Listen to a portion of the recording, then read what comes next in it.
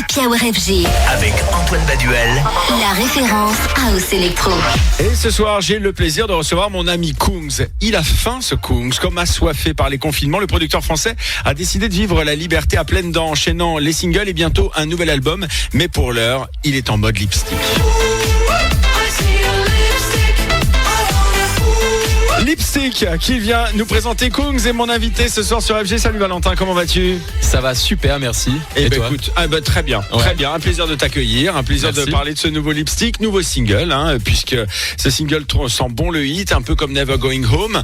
Nouvel extrait au passage de ton album qui est prévu, je crois, pour début 2022, c'est ça? Ouais, c'est ça, il sort en janvier. Alors, est-ce qu'il est conçu, cet album, comme une succession de tubes potentiels, ou alors est-ce qu'au contraire, ça va être des morceaux sur lesquels tu vas exprimer différentes choses, explorer peut-être aussi d'autres sonorités, parce que je sais qu'en la matière, t'es pas fixé sur un son, et c'est ça qui est intéressant avec toi. Ouais, moi alors sur l'album, je me suis fait vraiment kiffer. Je me suis mis aucune barrière.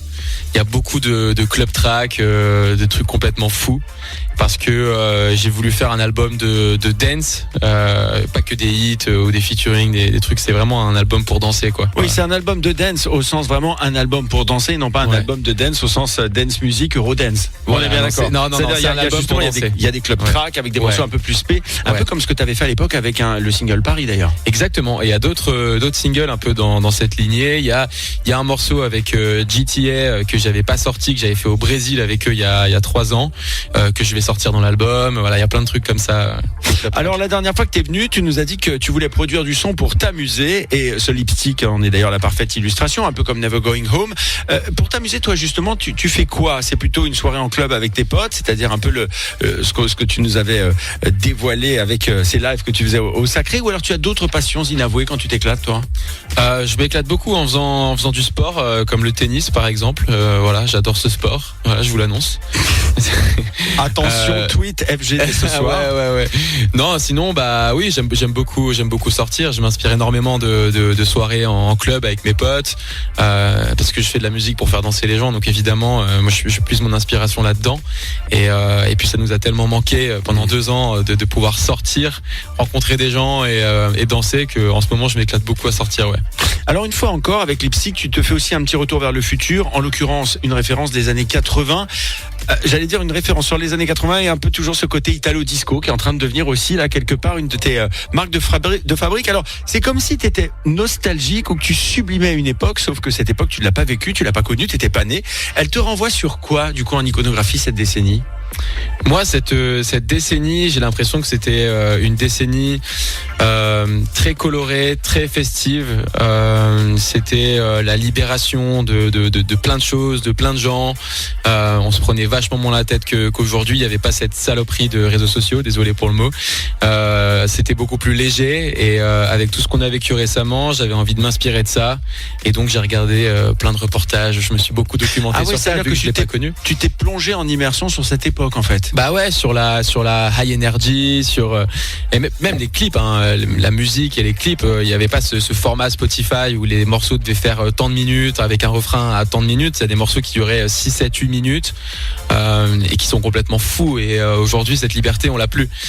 Donc je me suis vachement inspiré de ça, et je dis pas que les gens étaient plus heureux à l'époque qu'aujourd'hui, mais en tout cas ça avait l'air beaucoup plus léger, beaucoup plus festif. Et puis il y avait pas les smartphones, qui fait que dans les clubs on se lâchait.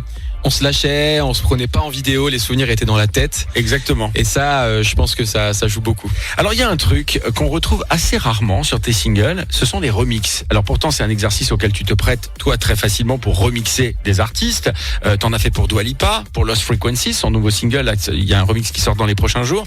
Est-ce que justement toi le fait de te faire remixer, c'est quelque chose qui va arriver, ou alors c'est plutôt quelque chose que tu veux réserver pour certains artistes ou alors pour certaines occasions?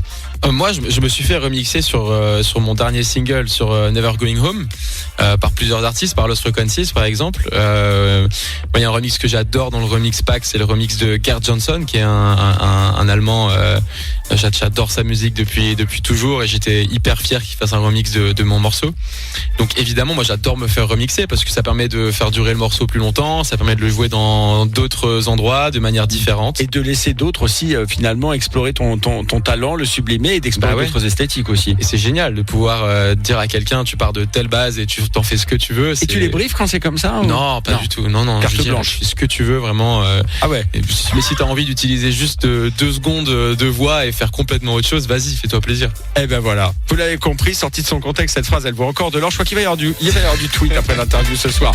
Pour la peine, on se l'écoute tout de suite. Le nouveau Kungs sur FG. C'est Lipstick. Soyez les bienvenus si vous nous rejoignez. C'est la Power FG. De retour avec Kungs, mon invité ce soir sur FG. Alors, Kungs, on parlait de ce single Lipstick. On va parler maintenant du nouvel album, sortie prévue pour 2022, je crois, début d'année. Hein. Ouais, c'est ça, en janvier normalement. Alors, qu'est-ce que tu peux nous dire sur cet album? Un album né pendant le confinement. Je crois même savoir que tu es parti à Berlin pour le finaliser. Ouais, exactement. Je suis parti à Berlin pour le finaliser pour plusieurs raisons. Déjà parce que j'ai travaillé pas mal avec un DJ que j'adore qui s'appelle Boys Noise. Ah, notre ami Alex. Exactement. Mais c'est pour ça qu'il a parlé de toi la dernière fois qu'il est venu. Parce que vous me l'avez volé en fait. J'étais en studio avec lui et il disait je dois aller à Paris et tout. Donc du coup il était chez vous le lendemain. Pendant ce temps-là j'étais seul à Berlin. Oh mon ami. Alors là, excuse-moi, mais il n'y aura pas de compassion de ma part. C'est quand même juste la meilleure. J'en ai profité pour sortir justement. Voilà, et tout avait rouvert d'ailleurs. Non, pas tout. Non, on n'a pas pu faire les gros clubs qu'on voulait faire à Donc Berlin. t'as pas pu aller au Kit Kat? Non, je suis pas allé au Kit Kat, ni au Berghain qui était fermé aussi. On n'a pas eu de chance. Bref. Et donc voilà, Berlin pour ça, pour l'esthétique de la ville et pour Alex. Et voilà, l'album c'est un album de danse. Il y a beaucoup d'influences disco, funk, mais aussi un peu de techno. C'est très French touch aussi, un peu une évolution de la French touch, je pense. Et voilà, c'est surtout un album qui est là pour faire danser, pour faire plaisir et pour pas se prendre la tête. Et alors toi qui attaches beaucoup d'importance aussi au collab, on l'a vu avec ton Club Azur où tu avais tes potes qui venaient, tu les impliquais. Est-ce qu'il faut s'attendre à des featuring assez surprenants? Tu nous parles de Boys Noise qui est quand même une référence de la techno berlinoise, ce qui est une très bonne nouvelle et en même temps une surprise. Est-ce qu'il va y avoir d'autres belles surprises comme ça?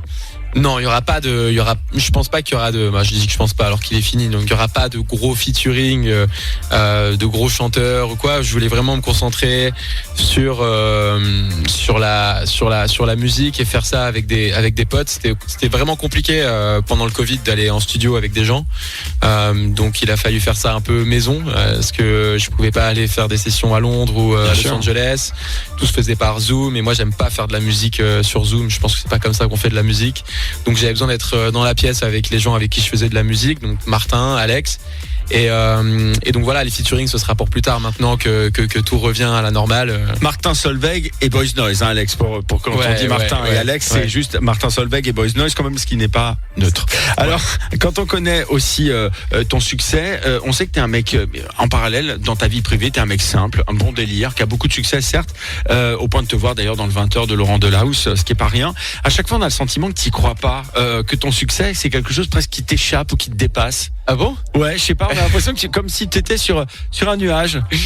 Ouais, bah écoute, moi je suis pas du tout dans la compète de vouloir être le meilleur absolu, de vouloir écraser tout le monde sur mon passage. Je sais que beaucoup d'artistes voient ça comme une compète, moi pas du tout. Je trouve que j'ai énormément de chance de faire de la musique, c'est déjà un honneur et une chance, et c'est pour ça que j'ai du mal à y croire que je peux vivre de ça et qu'il y a des gens qui m'écoutent et qu'il y a des gens qui sont attentifs à ce que je fais. Donc ouais, c'est tellement pour moi impressionnant de savoir que les gens m'attendent et m'écoutent que, en effet, c'est vrai que des fois je me dis mais pourquoi est-ce qu'ils m'écoutent moi et pas quelqu'un d'autre, tu vois? C'est presque un peu comme un. Eh ben parce que pourquoi pas. Eh ben pourquoi pas. Eh ben exactement. Eh ben merci à tous ceux qui m'écoutent et qui me soutiennent. Mais c'est vrai que ouais, j'ai peut-être un petit peu ce syndrome de l'imposteur en disant mais pourquoi moi alors que je travaille quoi. Alors non, moi je dis vraiment, je trouve c'est vraiment pas le mot imposture qui me vient en tête, c'est spontanéité, tu vois, c'est le côté candeur, voilà, candide, tu vois. Moi la dernière fois je te croise au R2 à Marseille, candide, genre salut, ça va, tous les gens sont normal. Ouais. Alors bon, un petit mot quand même, on parle justement de club, on va parler forcément de live aussi, parce qu'il y a une chose qui est quand même hyper importante, c'est que quand on pense à un album, on pense aussi au live. Et là, je trouve qu'il y a un truc qui est intéressant. Il y a quelques jours, on t'a vu livrer une soirée Club Azur IRL, en réel en quelque sorte. Est-ce que c'est un type de live justement auquel tu comptes t'adonner, proposer au club, en parallèle de tes lives en festival, et est-ce que tu l'as imaginé quand t'as fait l'album?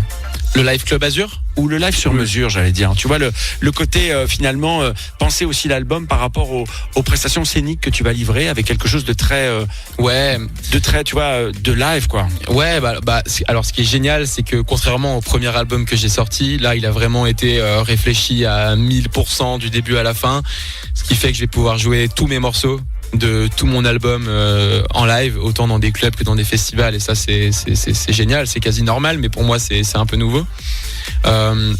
Après les live Club Azur, Club Azur, c'est vraiment parti d'un délire de confinement où voir des gens nous a tellement manqué qu'on a voulu se retrouver virtuellement.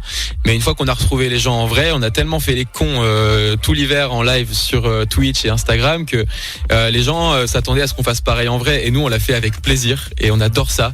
Et donc les soirées Club Azur, c'est un peu dire aux gens, voilà, on est des DJ, on est des artistes, on fait de la musique, on se prend pas au sérieux, on est comme vous. On vous donne la parole, on donne le micro aux gens. Des fois, ils s'expriment en plein set et c'est génial. Et je trouve que quand il y a des artistes qui sont sur scène et qui se prennent pas pour ce qu'ils ne sont pas, ça détend tout le monde, ça fait du bien. Et les soirées Club Azur, c'est ça. Voilà, on se prend pas au sérieux. Kungs qui vient de signer donc ce nouveau single, il s'appelle Lipstick et il s'annonce au moins aussi fort que Never Going Home. Ce nouveau titre, eh bien c'est une nouvelle pierre posée avant la sortie du prochain album de Kungs, début d'année prochaine, dont tu vas tout de suite nous révéler le titre quand même de l'album. Qui va s'appeler Club Azur. Oh là là là là, la boucle est donc bouclée. La boucle Club Azur est bouclée, ouais. Kungs est mon invité ce soir à l'occasion de la sortie de son tout nouveau single Lipstick.